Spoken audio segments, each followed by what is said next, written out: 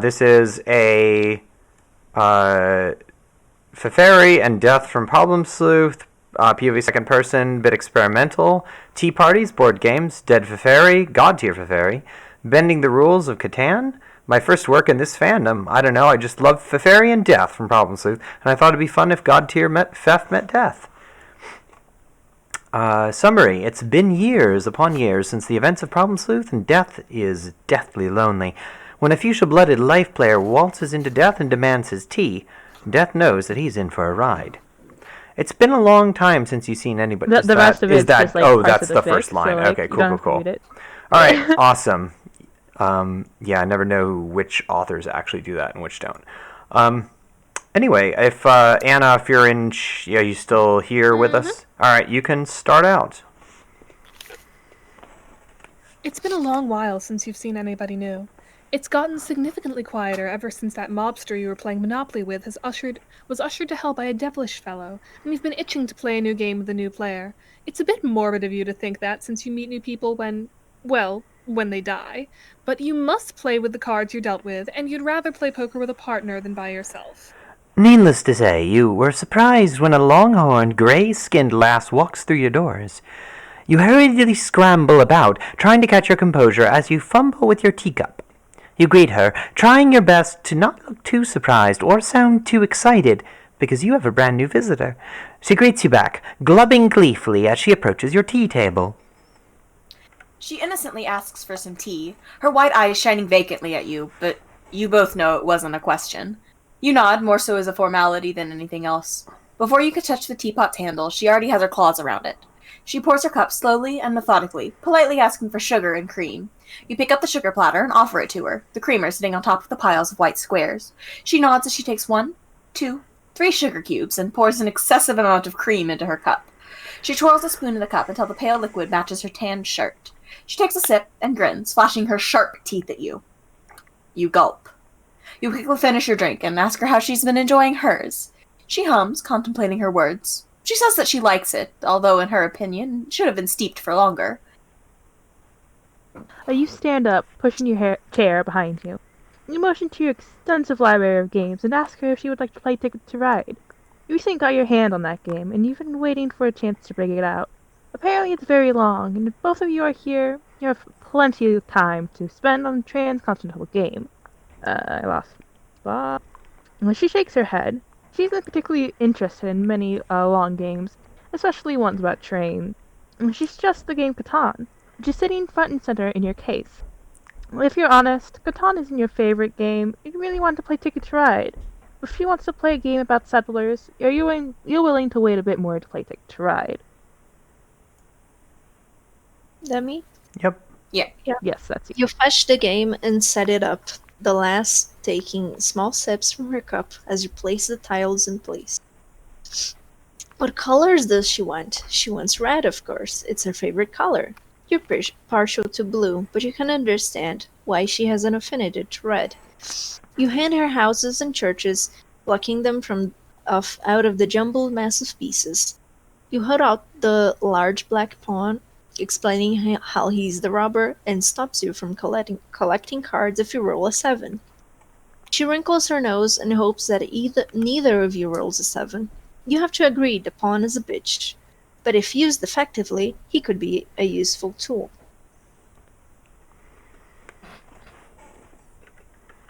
Riley? I forgot I had my mic up, I'm sorry. You roll to see who goes first, and she wins. She smiles as she gathers her cards, counting the resources she has. You ask her how she got here as she buys a road. She shrugs. The same could be asked for you. You frown as you roll the dice. Well, this is your job. You're supposed to make sure no dead souls sneak through the door and rejoin the living. She laughs to herself as you grab a rock card. She admits that it's a bit ironic that you say that. She is a life player, after all. You laugh alongside her. It is a bit funny, in a twisted, morbid way. You ask her if she's here... Why don't you split the one-liners? One of you end with the one, and one of you start with the next. Okay. Take it. You ask her if she's here because of her life powers.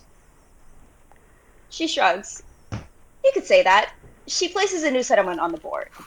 You roll the dice, sighing in relief as it tumbles to an ace. That was a close one. It looks like it's time to collect brick cards. She has some settlements on brick tiles, correct? She agrees and thanks you when you hand her the card. You two continue to play the game, idly chatting to one another as you progress through the game. You have been significantly struggling against the last, barely getting enough materials to make a road as she builds her empire in ease. Because of this, you're focused on gathering special cards, somehow gathering as many points as her. She was replacing a settlement with a city when she says she has a challenge. It's nothing big, it's just something to make this game a little more interesting. You hum. On one hand, the way that she says that makes you hesitate to say yes, but on the other hand, you are deathly curious on what she has to say. You weigh your options, and eventually ask her what she had in mind. She takes the dice in her hands and stares at them, considering her next words carefully. She proposes a bet. She mentioned that she's a life player, right? And with that, she has powers relating to the cycle of life and death, including the afterlife. If she can win this game of Catan, she wishes to have control over her and her friends' souls, doing whatever she wishes with them. If you win, she's sure that her 31 compatriots will gladfully join you in the afterlife and play whatever games you wish to play, especially Ticket to Ride. Well, this is certainly a pickle. No, sorry, I forgot where you can go. Well, this is certainly a pickle. You despise it when people leave the afterlife. It makes your blood boil like lava. But the thought of 31 people in the afterlife playing board games until the end of time tantalizes you so much.